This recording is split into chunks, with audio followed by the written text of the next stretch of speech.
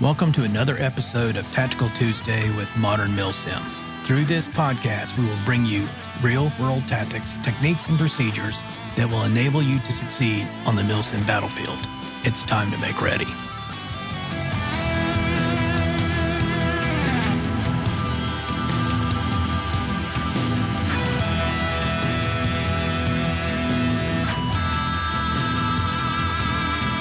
Hello, and welcome to episode 11 of Tactical Tuesday with Modern Milsim. As always, I'm your host, Craig White. Thank you for being here. Now today we're going to talk about patrolling, including the definition of patrols, types of patrols, patrolling methods, and tactics, techniques, and procedures for conducting patrols. So let's get to it.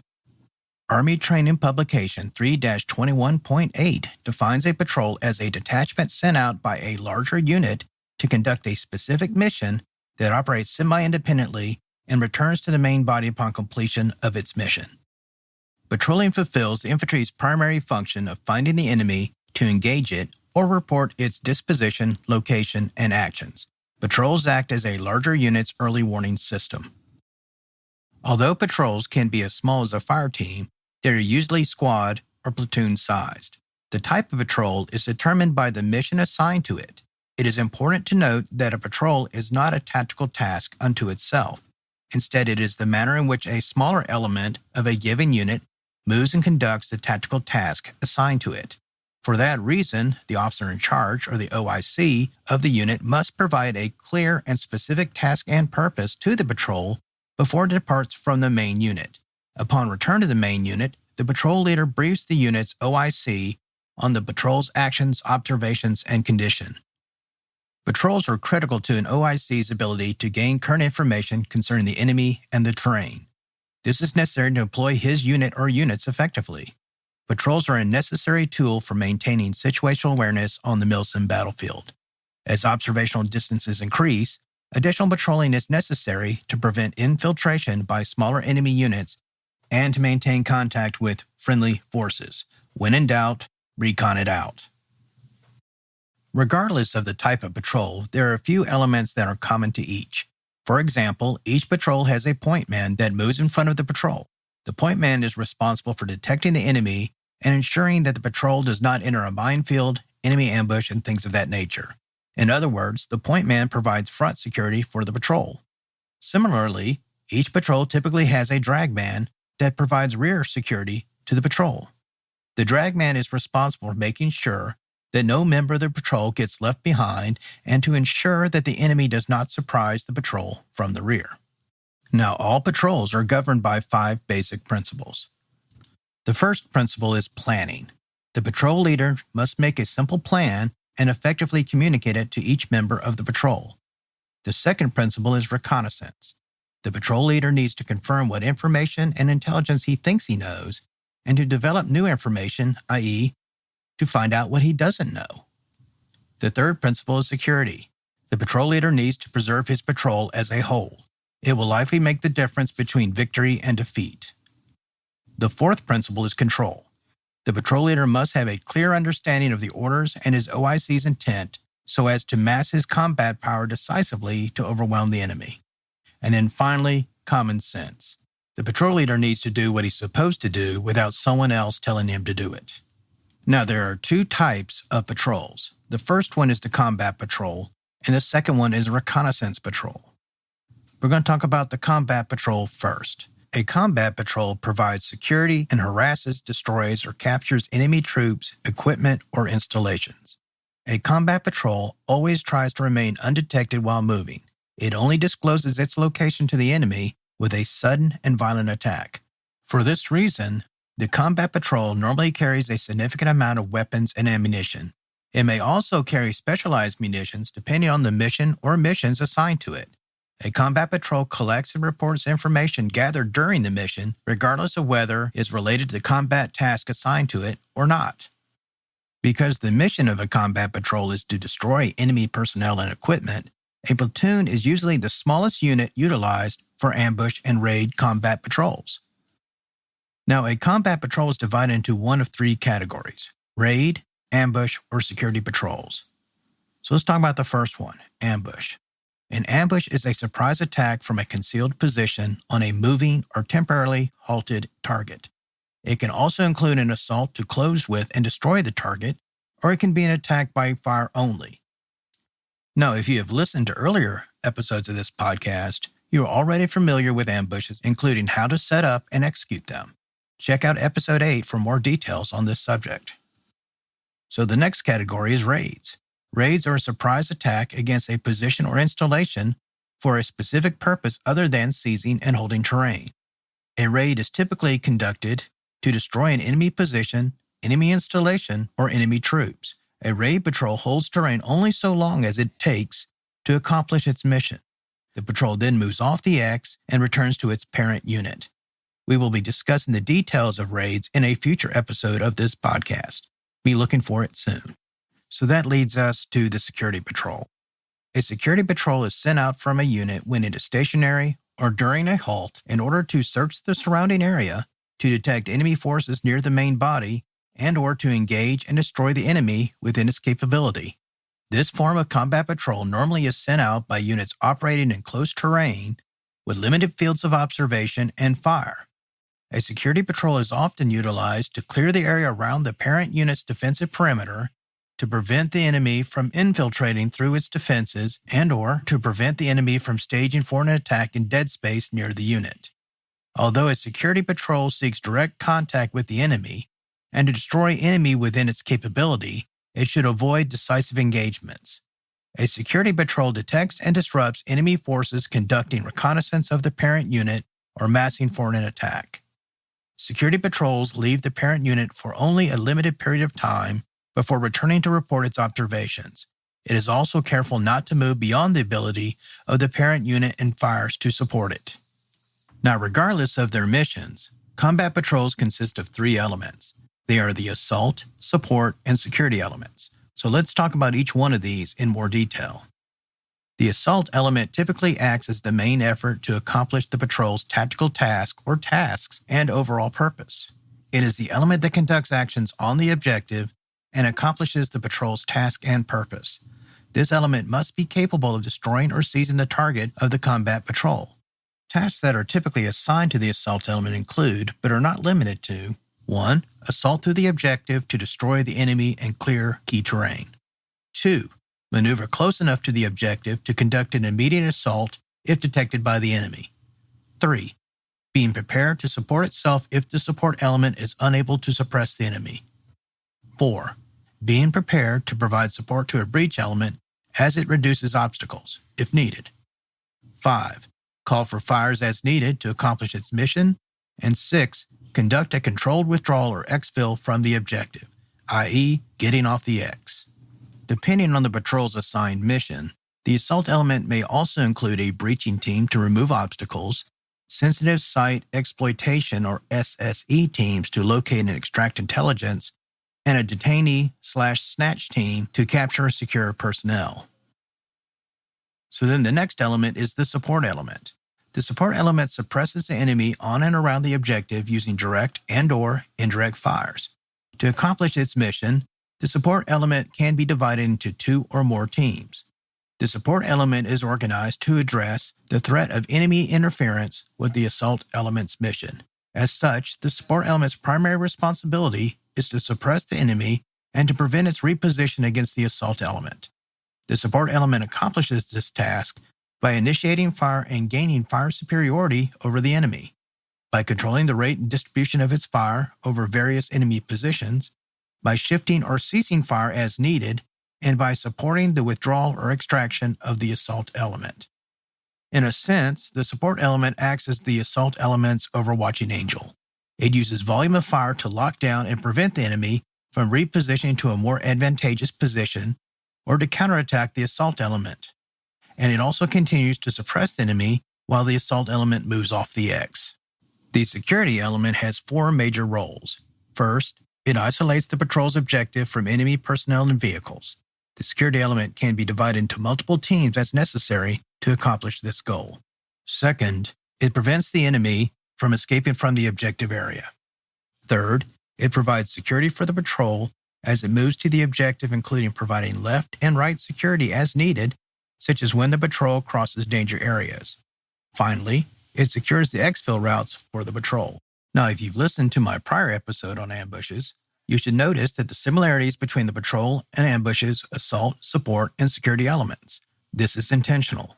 The combat patrol needs to be organized in such a way as to accomplish its mission tasks before it departs from the parent unit. There should be no need for the patrol to reorganize itself into different assault, support, or security elements as it approaches its objectives. Organize the patrol once and leave it alone.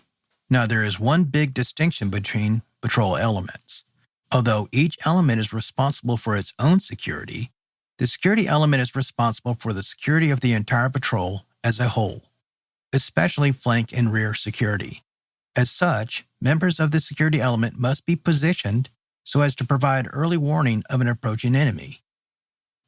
The overall mission of the security element is to eliminate the primary threat to the patrol, and that is discovery and attack before the patrol reaches its objective and makes mission. As such, the security elements must fix, block, or at least screen all enemy forces that would decisively attack and destroy the patrol. Keep in mind that the security element can also consist of a clearing team that visually clears and physically secures the far side of a danger area. Now, while moving, the point man or a security team takes point, followed by the support element, and then the assault element. At the rear is the remainder of the security element. This is because the assault element is the last element to be in place for an ambush, or is the last element to reach the objective. The support element is usually in place first in order to provide the necessary suppressive fire in support of the assault element. And while we're talking about the elements of the patrol, I want to briefly touch on where the patrol leadership should be located within it. The OIC of the patrol should be located either in the support or assault element. The 2IC should be located in the other element not containing the OIC. 2IC, by the way, means second in charge. Now, the second type of patrol is the reconnaissance or recon patrol. A recon patrol collects information or, on the alternative, verifies the accuracy of information previously gained. The intent of the recon patrol is to avoid enemy contact and accomplish its tactical task, preferably without engaging the enemy in prolonged combat. With the exception of the reconnaissance enforced patrol, recon patrols attempt to accomplish their mission without being detected or observed. Because detection cannot always be avoided, a recon patrol must carry the necessary armament to protect itself and to break contact with the enemy. By its nature, the reconnaissance patrol normally travels light and with as few personnel as possible. This increases the unit's stealth and cross-country mobility in close terrain. Although the OIC of the recon patrol always plans for the enemy contact, he nevertheless must anticipate where the patrol will be at risk for enemy detection and to act to lessen that risk. That being said, recon patrols must be able to transition to combat when necessary. Since a recon patrol is often tasked with collecting information regarding terrain and the enemy, it necessarily requires the use of OCOCA methodology to analyze terrain, both from the perspective of the enemy and for friendly forces. Listen to episode 10 of this podcast for a better understanding of terrain analysis and OCOCA methodology. Now, the squad is ideally suited for conducting reconnaissance patrols because of its small relative size and the experience of its members working together. Now, the parent unit OIC assigns a reconnaissance objective within the AO for each patrol. The reconnaissance objective is a terrain feature, geographic area, or an enemy force about which the parent unit OIC wants to obtain additional information. The reconnaissance objective clarifies the OIC's intent for the recon patrol by specifying the most important intelligence to obtain during its mission.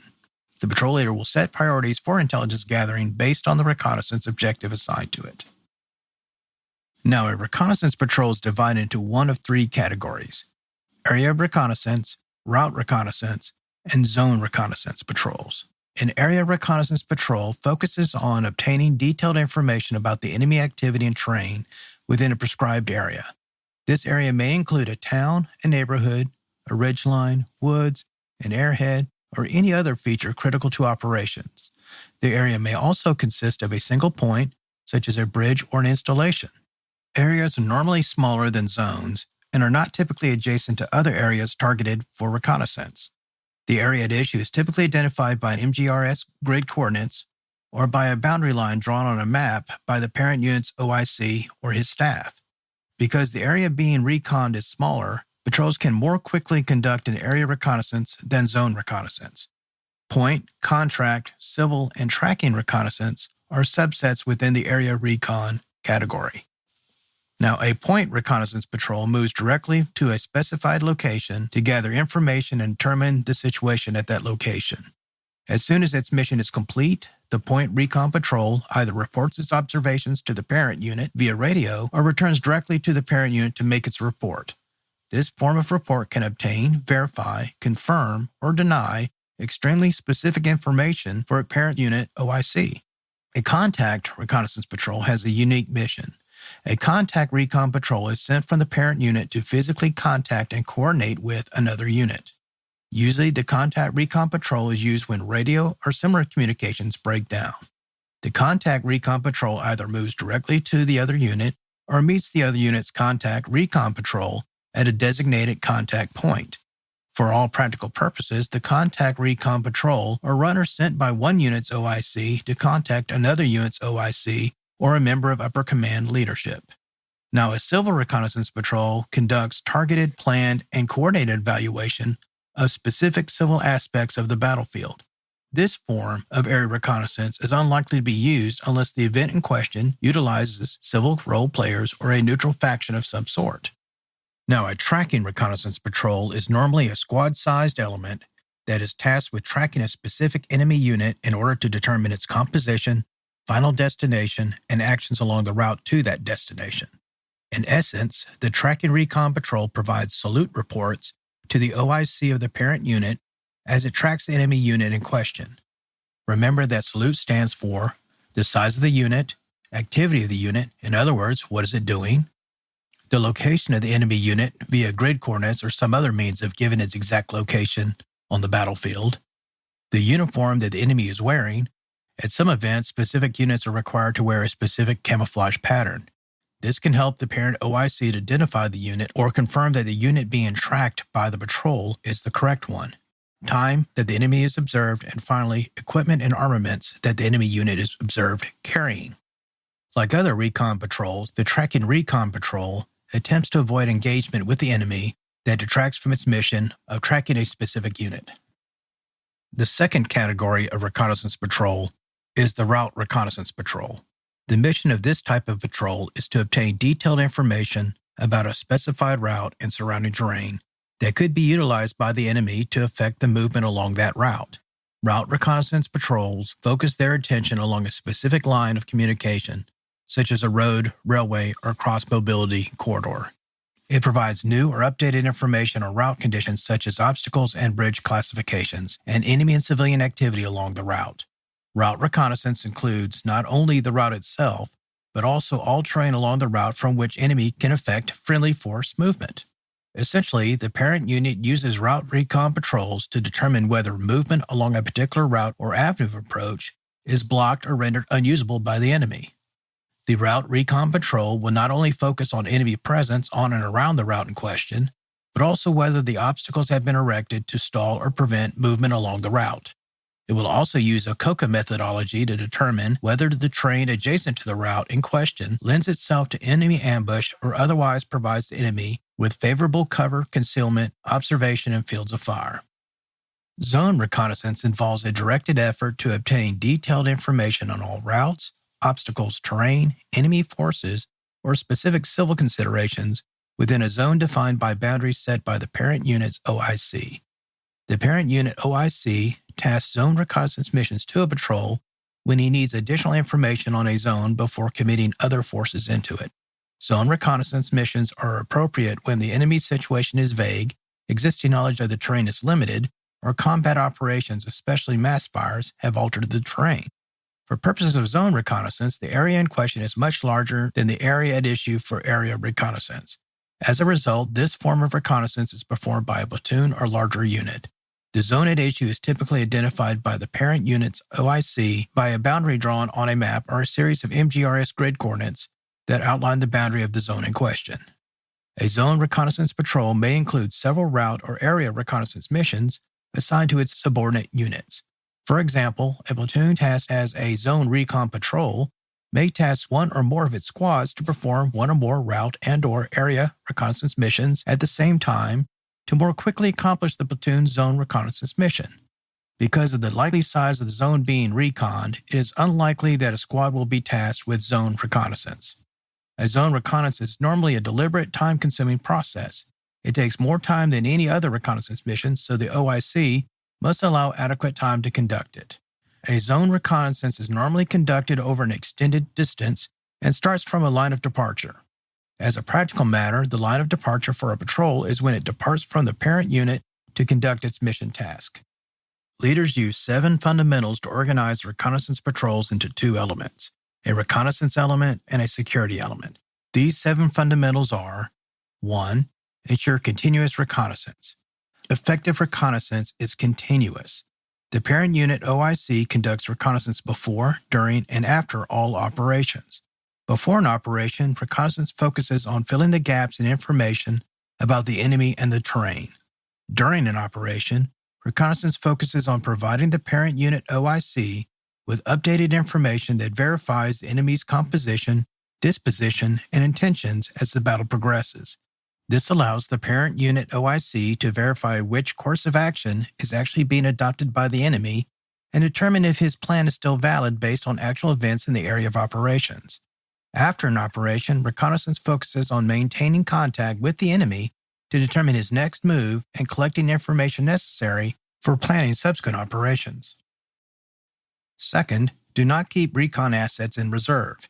Keeping recon assets in reserve prevents them from doing their job.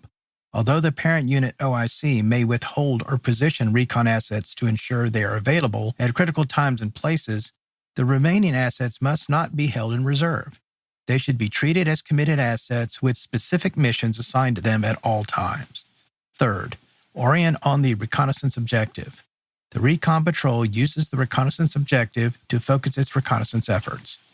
Fourth, report information rapidly and accurately to the parent unit OIC.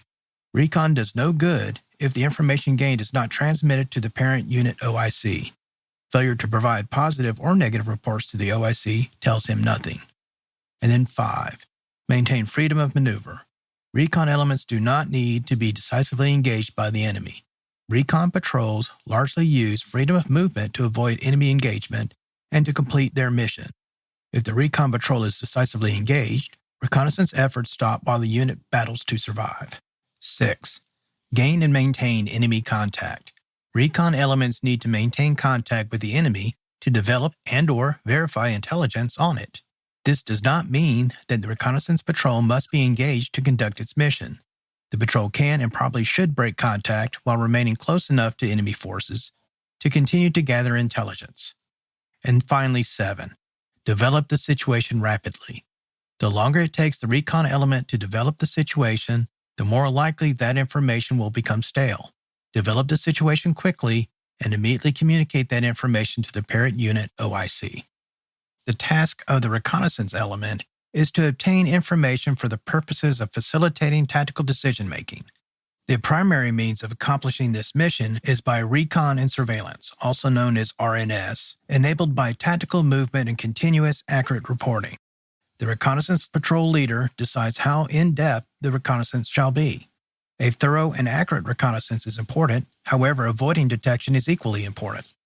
Typically, the reconnaissance element will conduct several tasks including, but not limited to, recon all terrain within its assigned point, area, route, or zone, determine potential avenues of approach, determine the time it takes to traverse each route, recon the limit of direct fire range based on the terrain, recon obstacles along each route to ensure mobility to the parent unit and whether such obstacles must be breached, and then finally determine the composition and disposition of enemy forces in its assigned point, area, route, or zone. The security element has 2 tasks: provide early warning of approaching enemy and provide support by fire to the reconnaissance elements if they come in contact with the enemy. The security element's purpose is to protect the reconnaissance element, thereby allowing it to gather the information necessary to complete its mission. Security elements tasked to provide early warning must be able to observe avenues of approach into and out of the objective area. If the reconnaissance element is compromised, the security element must be able to quickly support it. It does so by occupying positions enabling it to observe the objective as well as cover the reconnaissance element. So let's talk about patrol movement to the objective. When a patrol receives its orders from the parent unit's OIC, there are several steps it takes while moving to complete its mission, task, or tasks. First, the patrol conducts its pre-combat checks, or PCCs, and pre-combat inspections, PCIs, before it moves out from its parent unit. Second, once the patrol is out of sight of the parent unit, it immediately conducts a SILS check. SILS is short for Stop, Look, Listen, and Smell. The patrol leader orders a temporary halt where each patrol member takes a knee. Patrol members should then take a full minute or two to become acclimated to their surroundings by the use of their eyesight, hearing, and sense of smell. This will serve as a baseline as they move toward their objective. The patrol leader should make periodic stops in the patrol's movement to conduct additional SILS checks. These stops should become more frequent as the patrol approaches likely enemy contact or its objective. During these additional SILS checks, patrol members should use their eyesight, hearing, and sense of smell to determine if something is out of place and whether that something is indicative of enemy presence. Third, the patrol leader needs to identify several en route rally points, or ERPs, as the patrol moves forward. These ERPs serve as a fallback point in case the patrol runs into enemy contact and members of the patrol get separated from each other. Patrol members would return to the ERP in order to regroup and reconsolidate the patrol. Fourth, the last stop on the way to the objective is the Operational Rally Point, or ORP. The patrol occupies the ORP before the elements such as the assault, support, reconnaissance, and security elements stage to execute their mission. The ORP should be large enough for the entire patrol to assemble within it. It should be easily recognized on the ground, should have cover and concealment, should be defensible for a short period of time, and be away from normal movement routes for enemy troops. The patrol leader uses the ORP to finalize plans and order execution of actions on the objective. Fifth, the patrol elements conduct actions on the objective. The actions on the objective will vary depending on whether the patrol is a recon or combat patrol. It is critical that the patrol OIC clearly delineate the actions on the objective for each member of the patrol at the ORP before the order to execute them is given. 6. Patrol members return to the ORP to regroup and reorganize prior to coordinating their return to the parent unit.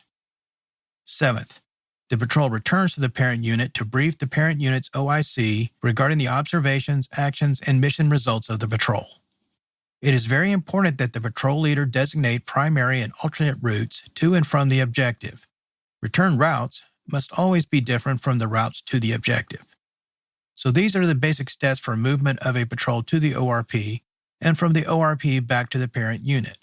Obviously, the actions taken on the objective differ depending on whether the patrol is a combat or recon patrol. With a combat patrol, it moves out from the ORP to conduct an ambush, raid, or security mission. For a reconnaissance patrol, it moves out from the ORP to execute its reconnaissance plan. For an area recon patrol, the recon plan identifies the observation post and vantage points from which the patrol can best obtain the information necessary to accomplish its mission.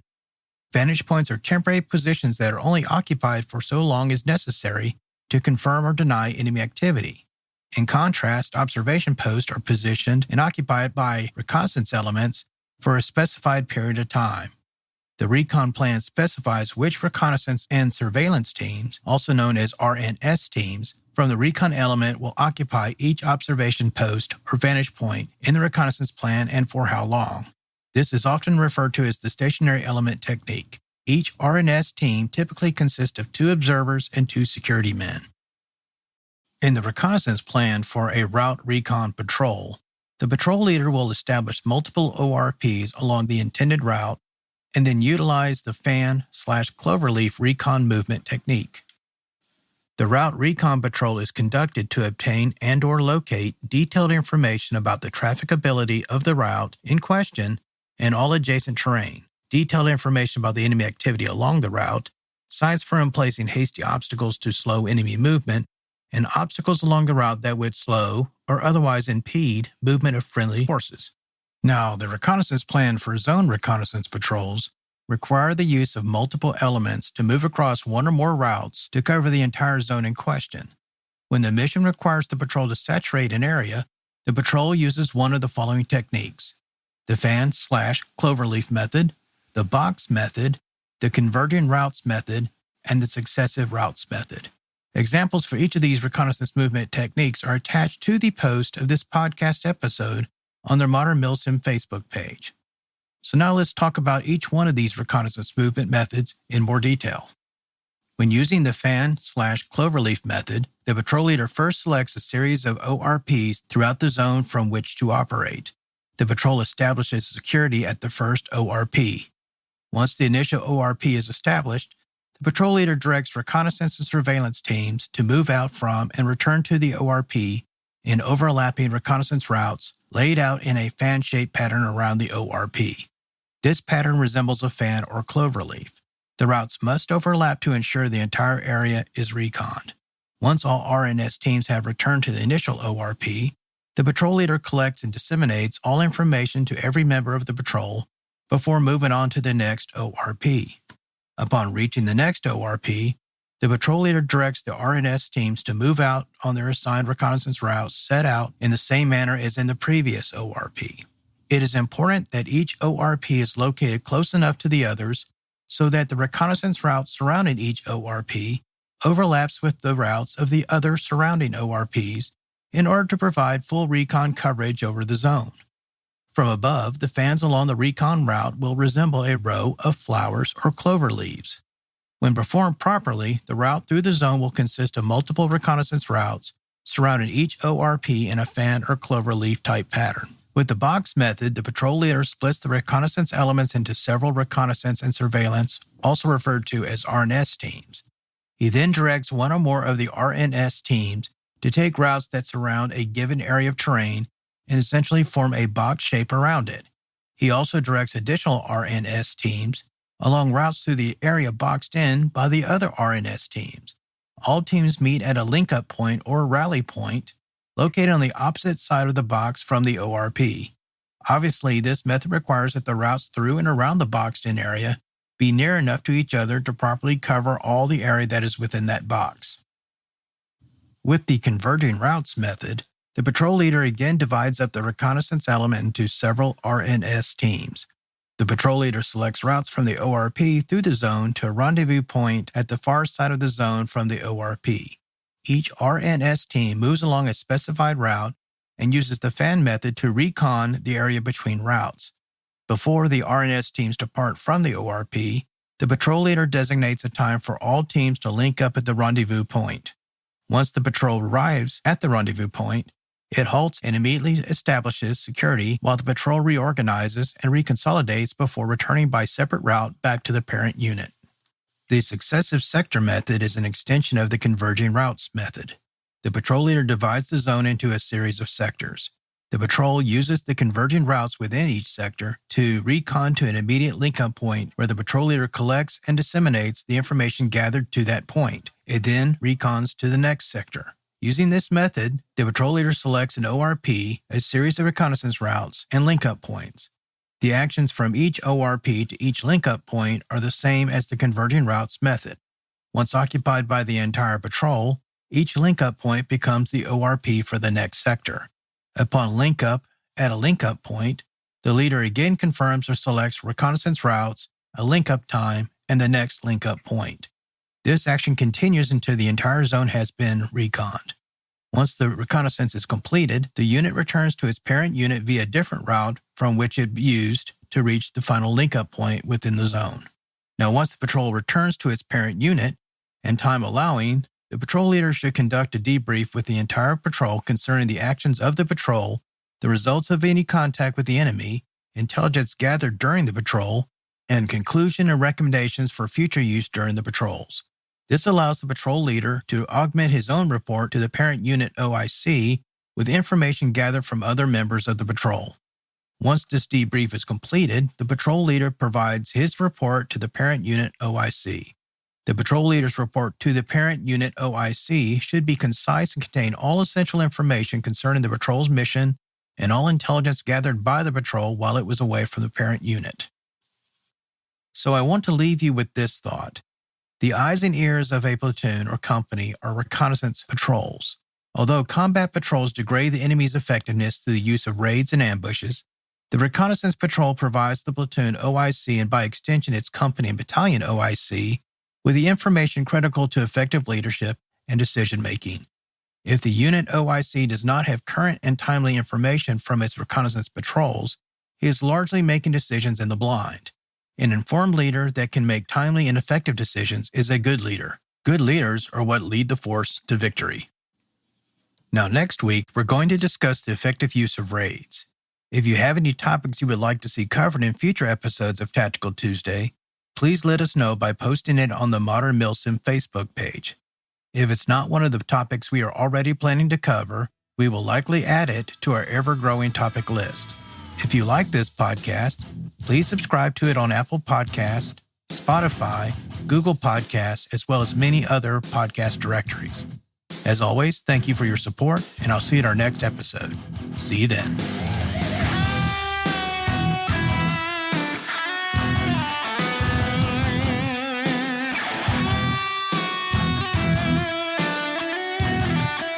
To our listeners out there, thank you for tuning in, and I look forward to providing you with new episodes every 2 weeks. If you like what you're hearing on this podcast, please subscribe and provide us with a review. We want to know what you like and how we can improve.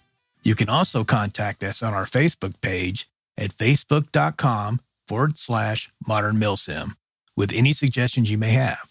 In our next episode of Tactical Tuesday, we will discuss the effective use of raids and their impact on the Milsim battlefield. If you want to know more about application of real-world tactics, techniques, and procedures to Milsim, please check out From Alpha to Omega, a Milsim tactical primer and training manual, as well as From Insertion to Extraction, Advanced Milsim CQB Tactics, Techniques, and Procedures.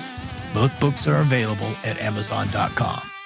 As always, thank you for your support, and I'll see you at our next installment of Tactical Tuesday.